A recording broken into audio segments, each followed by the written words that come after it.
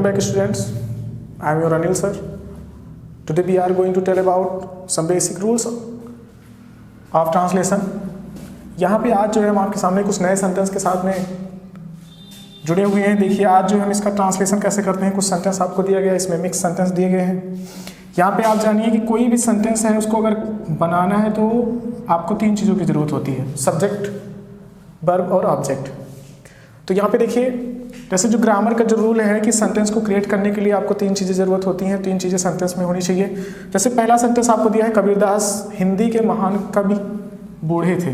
मतलब कबीरदास हिंदी के महान कवि हैं और साथ में ये क्या हो चुके हैं, बूढ़े हो चुके हैं, मतलब बूढ़े थे। अब यहाँ पे कैसे इसको किया जाता है, सबसे पहले कैसे करते हैं, तो आप सबसे पहले आपको क्या चीज़ जानना है, आपको ये जानना है कि सब्जेक्ट क्या है। इसमें सब्जेक्ट सबसे पहले ढूंढिए। तो क्या लिखा है सब्जेक्ट, आप सबको पता है सब्जेक्ट क्या हो जाएगा, कबीरदास हो जाएगा। लेकिन ये भी देखिए कि हिंदी के महान कवि, आप ये देखिए कि ये वर्ड जो दे रहा है ये आपका क्या है, ये है, ये क्वालिटी बता रहा है। क्या बता रहा है, क्वालिटी बता रहा है, एडजेक्टिव है ये जो है कबीरदास जी की विशेषता बता रहा है। तो यहाँ पे चलिए करते हैं। और ये बूढ़े जो है ये भी क्या बता रहा है, विशेषता बता रहा है। तो यहाँ पे देखिए इतना जो हो जाता है आपका, कबीरदास हिंदी के महान कवि थे, इतने में से कबीरदास हिंदी के महान कवि, ये आपका क्या हो जाता है, सब्जेक्ट हो जाता है। उसके बाद में ये थे, ये क्या हो जाता है, ये आपका वर्ब है। उसके बाद में जो बूढ़े हैं ये आपका क्या है, ये आपका एडजेक्टिव हो जाता है। अब चलिए इसको करते हैं, कैसे किया जाएगा। कबीरदास को कबीरदास लिखते हैं, कबीरदास हो गया। उसके बाद देखिए हिंदी के महान कवि, सबसे पहले आप कनेक्टर्स ढूंढिए इसमें और इसको पीछे से बनाइए। तो महान की इंग्लिश क्या होती है,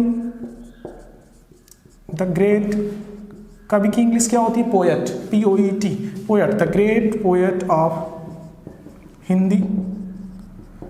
उसके बाद में क्या थे, बूढ़े थे। तो वाज, बूढ़े की इंग्लिश क्या होती है, ओल्ड। ध्यान से समझिएगा और इसको जो है स्क्रीनशॉट कर लीजिएगा, ध्यान से समझिए, ये एग्जाम में पूछा जाता है। Kabirdas the great poet of Hindi was old.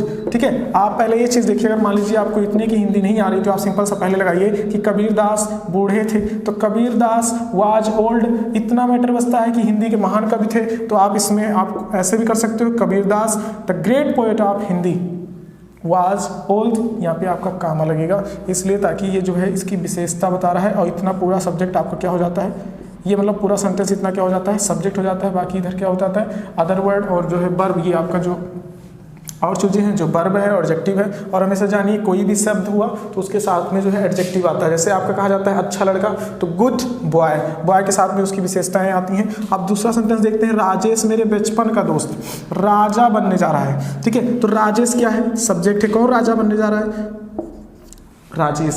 और साथ में देखिए ये मेरे बचपन का दोस्त भी है और क्या आप करने जा रहा है, क्या बनने जा रहा है, राजा बनने जा रहा है। तो सबसे पहले हमने क्या लिखा, राजेश लिखा। उसके बाद मेरे बचपन का दोस्त, तो देखिए सबसे पहले आपको ज़रूरत है क्या ढूंढना, कनेक्टर ढूंढना। कनेक्टर किसको बोलते हैं, जो शब्दों को कनेक्ट करे। तो दोस्त का क्या हो जाएगा, दोस्त की इंग्लिश क्या होती है, फ्रेंड होता है। मेरे बचपन की बात अगर करते हैं तो फिर क्या हो जाता है, आप इसमें कैसे देखिए इसी तरीके बनाते हैं, राजेश ए फ्रेंड ऑफ माई। बचपन की इंग्लिश क्या होती है, चाइल्डहुड, चाइल्डहुड। इतना हो गया, ए फ्रेंड ऑफ माई चाइल्डहुड, एक मित्र मेरे बचपन का। इंग्लिश हमेशा आगे से पीछे से तक पढ़ते आते हैं। उसके बाद राजा बनने जा रहा है, पीछे है आ रहा है, आप यहाँ पे इज का प्रयोग करेंगे, इज। उसके बाद में जा रहा है, going to, is going to be miss होता है होना, बी मिस होता है बनना। तो childhood is going to be. अब देखिए इतना जो दिया गया है, राजा बनने जा रहा है, इसका अर्थ होता है, इज का अर्थ होता है। और उसके बाद देखिए इसमें रहा रही का सेंस आ रहा है, तो फिर इसलिए क्या आप प्रयोग करेंगे, गो में ING लगाएंगे। आप जानते हैं कॉन्टिन्यूअस टेंस है। तो is going to be a king की इंग्लिश क्या हो, राजा की इंग्लिश क्या होती है, किंग होती है। इस तरीके से आपका सेंटेंस बन जाएगा। तो हो गया, Rajesh a friend of my childhood is going to be a king. आप समझते चलिए, आपके सामने जितने भी सेंटेंस दिए एग्जाम में पूछे जाते हैं, अब स्पेशली आप देखते चलिए। आगे लिखा है क्या करें क्या ना करें, ये एक बड़ी समस्या। कभी कभी हम लोग के सामने भी समस्या आती है तो समझ में नहीं आता क्या करें क्या ना करें। तो आप देखिए इसको कैसे करते हैं, क्या करें क्या ना करें। तो प्रॉब्लम तो यही है, क्या करें क्या ना करें। अच्छा, इसमें सब्जेक्ट की बात करते हैं, सब्जेक्ट क्या है, तो क्या करें यही आपका क्या हो जाता है, एक सब्जेक्ट हो जाता है। तो इसमें देखिए कैसे ट्रांसलेट करते हैं, क्या की इंग्लिश क्या होती है, व्हाट। करना का होता है डू, तो इसमें हो जाएगा व्हाट टू डू। क्या हो गया? व्हाट टू डू, क्या ना करें, तो what not to do, what to do, what not to do, comma लगा दीजिए। यह एक बड़ी समस्या है, तो क्या करेंगे? इट इज ए, क्या लिखेंगे? It is a big problem, it is a big problem. क्या करें क्या ना करें, यह एक बड़ी समस्या है, तो what to do, what not to do, it is a big problem. कुछ समझ में आ रहा है आप लोग? ध्यान से समझते चलिए और स्क्रीनशॉट कर लीजिएगा। और हाँ, चैनल को सब्सक्राइब करना मत भूलें। अगर आप पहली बार आए हैं तो कृपया लाइक करके सब्सक्राइब करें। दूसरा सेंटेंस आपको दिया गया है कि चीन शासन करना जानता है। ये बहुत इंपॉर्टेंट चीज़ है, चीन शासन करना जानता है। इसमें कैसे इसको हम देखते हैं, कैसे करते हैं, देखिए। इसमें आपको जानने की इंग्लिश क्या होती है? जानने की इंग्लिश होती है नो। जानने की इंग्लिश क्या होती है? नो होती है। अच्छा, ज़्यादातर लोग गलती कर देते हैं, नो के साथ में डायरेक्टली टू लगा देते हैं, तो ये सेंस गलत हो जाता है। यहाँ पे देखिए हम कैसे करते हैं। तो चीन का पहले लिखिए चाइना, सिंगुलर है तो नोज हो जाएगा, और नोज के साथ में हाउ टू लगता है। क्या लगता है? How to. तो China knows how to rule लिखिए, आप गवर्न भी लिख सकते हैं, ये हो जाएगा गवर्न, GOVERN, गवर्न।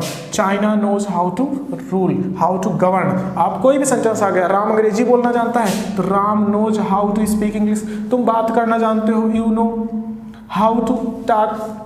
मोहन गाड़ी चलाना जानता है, Mohan knows how to drive a car. इस तरीके से प्रयोग होगा। अगला देखिए, मेरा मित्र नदी के किनारे बैठा है। इसमें देखिए प्रॉब्लम ये है कि पीछे ठा आ रहा है, बच्चे सोच रहे हैं कि किस तरीके से बनेगा, ये कौन सा टेंस है। तो एक तरीके से आप जानिए कि अगर कोई भी काम शुरू हुआ है और अभी चल रहा है, अभी व्यक्ति बैठा है, अभी मित्र क्या हुआ, मित्र क्या कर रहा है, अभी बैठा है, अभी उठा नहीं है, तो क्या हो रहा है? काम आपका चल रहा है। और जब काम आपका चल रहा है तो फिर कौन सा टेंस बनेगा? देखिए, मेरा, तो इसका आप लिखिए माई, मित्र का फ्रेंड होता है माई फ्रेंड, उधर क्या लिखेंगे? इज। उसके बाद में देखिए क्या हो जाता है, ये सिटिंग हो जाएगा क्योंकि ये कॉन्टिन्यूअस में लिया जाएगा, तो माई फ्रेंड इज सिटिंग। ठीक, उसके बाद में फिर क्या लिखेंगे? Bank of river, my friend is sitting on the bank of river. यहाँ पे क्या हो जाएगा? यहाँ पे ऑन हो जाएगा। ठीक है, फिर से समझ लीजिए एक बार। My friend is sitting, my friend is, sitting की स्पेलिंग होती है SITTING, sitting on the river. ये सॉल्व हो गया। ठीक है, तो एक चीज़ ये ध्यान दीजिएगा, पीछे अगर बैठा लिखा हुआ है कहीं पे तो आप विशेष ध्यान दीजिएगा कि यहाँ पे सिटिंग लगता है, क्योंकि अभी वो उठा नहीं है, अभी काम आपका चल रहा है, प्रोसेस में हो रहा है। और तुम्हारी बहन अंग्रेजी बोलना जानती है, जिस तरीके से ये सेंटेंस बना है उसी तरीके से भी बनेगा। तो तुम्हारी बहन का क्या हो जाएगा? Your sister. बहन की इंग्लिश क्या होती है? सिस्टर होती है, तो योर सिस्टर। उसके बाद में देखिए जानने की इंग्लिश क्या होती है? नो होती है। ये सिंगुलर है तो नोज लिखिए, योर सिस्टर नोज। उसके बाद में आपको बताया गया है कि इसके साथ में क्या लगता है? How to. Your sister knows how to, बोलने का क्या होता है? स्पीक होता है। How to speak English, how to speak English. इस तरीके से इसमें प्रयोग करते हैं। आप इन सभी सेंटेंसों को अपनी कॉपी में नोट कर लीजिए, स्क्रीनशॉट कर लीजिए। आज के लिए बस इतना ही। आप सभी लोग जुड़ते रहिए। धन्यवाद।